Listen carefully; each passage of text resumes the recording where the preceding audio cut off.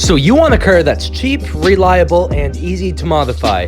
In this video, I'm going to be going over 8 of the best vehicles that you can modify for under $5,000. Coming in at the number 8 spot, we have the 8th generation Honda Civic Si. Now, the reason I didn't put this higher on the list is because it seems like everybody talks about the Honda Civic, and most people know about it, so I figured I'll keep this entry kind of short. The 8th gen Honda Civic Si comes with a 2-liter inline-4, which makes 197 horsepower, which is paired to a 6-speed manual transmission, and the power is sent to the front wheels. And on top of all this, the 8th gen Honda Civic Si has a massive aftermarket following and a massive community behind it, so finding parts to modify it, or just parts in general, is extremely easy. Throughout its whole lifespan, the Honda Civic has been one of the most reliable vehicles you can ever get. And with the 8th gen Civic Si, it's no different. It's easily one of the most reliable vehicles that you can get to modify. If you get one, just be aware that the engine bay looks extremely cramped, so it might be kind of hard to work on. But other than that, it's a really good vehicle, and it looks fairly good too. Coming in at number 7, we have the Mazda Speed 3. Now, the Speed 3 has been around for a few years. It's been through several different generations. However, it's always been a small, good-looking hatchback, which is perfect for any car enthusiast who wants a good mix of practicality, good looks, and good tuning potential.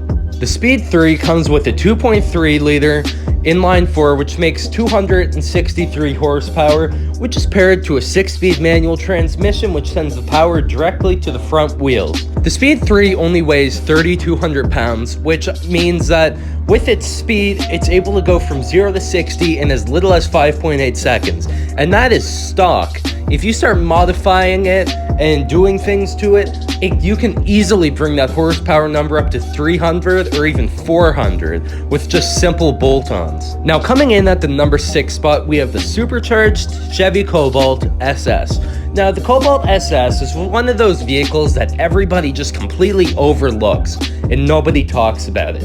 There's 2 versions of it, the SS with a supercharger and another with the turbocharger. Currently, if you want to get one for under $5,000, your best bet is getting the first generation, which had the supercharger, which came with a 2-liter supercharged inline-4, which made 205 horsepower to the front wheels, which was paired to a 5-speed manual transmission. So on top of the really good performance, the Cobalt SS also has pretty good looks. I mean, by like mid-2000s Chevy standards, of course, which doesn't set the bar very high, but still, it has pretty good looks. Coming in at the number 5 spot, we have the Ford Mustang SN95. This generation Mustang came with a 4.6-liter V8, which made 235 horsepower, which was paired to a 5-speed manual, which sent the power straight to the rear wheels. In my opinion, this is also one of the best looking Mustangs. Maybe not compared to the newer ones, however, within the older Mustangs, like from the late 70s to the 2000s,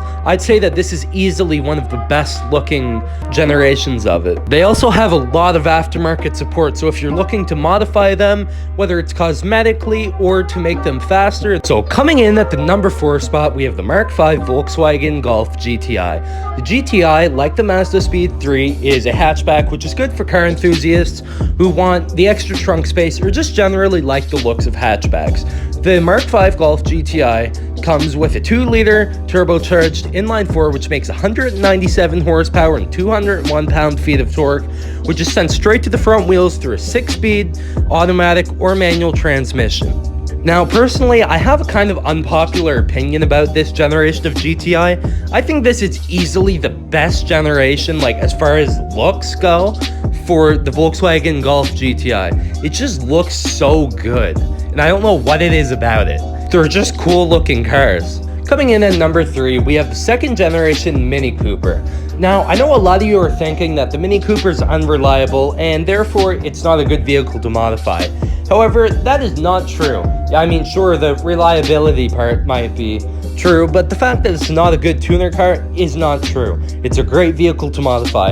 It comes with a 2-liter inline-4, which makes 168 horsepower, which is sent directly to the front wheels through a manual transmission. On top of all this, the Mini Cooper, above all, it does look really good. it has a kind of timeless design, which a lot of cars just simply don't have. Like, even if you get an older one, I mean, mid-2000s, not exactly old, but they look like really good, even by modern standards. They've aged extremely well. So if you're looking for a small two-door hatchback, then the Mini Cooper is definitely one of the best vehicles that you can get for the price. Coming in at number 2, we have the Dodge Magnum RT. Now, this is one of those vehicles that simply nobody thinks about, and most people don't even know it exists. But it's a 5-door station wagon made by Dodge from 2005 to 2008. It comes with a 5.7-liter V8, which makes 340 horsepower, which is paired to a manually shiftable 5-speed automatic, which sends the power to the rear wheels. On top of all this, it's still a station wagon, which means that it's extremely practical, and it also looks fairly cool. The V8, which is found in the Magnum, it's the same V8 you can find in the same era: Chrysler 300C, Dodge Charger RT, Dodge Challenger RT, and Dodge Ram 1500. If you're looking for a good blend of good looks, power, and practicality, then the Magnum is definitely one of the best vehicles out there. Now for an honorable mention, the Volvo 240. Now, this is one of those cars that everybody just assumes is some old Volvo. They're extremely reliable. They come with a 2.3-liter inline-4, which makes 114 horsepower, paired to a 5-speed manual, sends the power to the rear wheels. Now, I know that the Volvo 240 is pathetically underpowered. However, it does have one good thing going for itself. It is an amazing car to engine swap and turn into a drift car. Whether you're putting in a Chevy LS or a Honda K20, it's just an amazing swap platform, and you can build it into a drift car very easily. And coming in at the number 1 spot, we have the Acura TSX. Now, this car looks like just a boring grocery getter, commuter, economy car. However, it's a lot more than that. It comes with the legendary K24A2 engine, which is a 2.4-liter inline-4, which makes 200 horsepower, which is paired to a 6-speed manual, which sends the power to the front wheels. The engine in the TSX, the K24, is by every account an amazing, legendary engine. It's just perfect in every aspect. If you want to build power, it's perfect. If you want a simple, reliable engine, it's perfect. It comes right out of the box with 200 horsepower, which is a pretty good number for the TSX, which doesn't weigh very much compared to many other full-size cars. Again, stock, the TSX doesn't look like a very fast vehicle. However, with a few exterior mods, if you do want it to look fast, it can. You can make it look really good. With just a simple spoiler, a new bumper, and aftermarket headlights and taillights, and even a wrap, it can look amazing.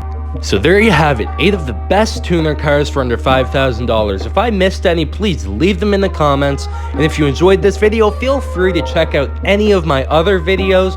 Leave a comment, leave a like, and subscribe.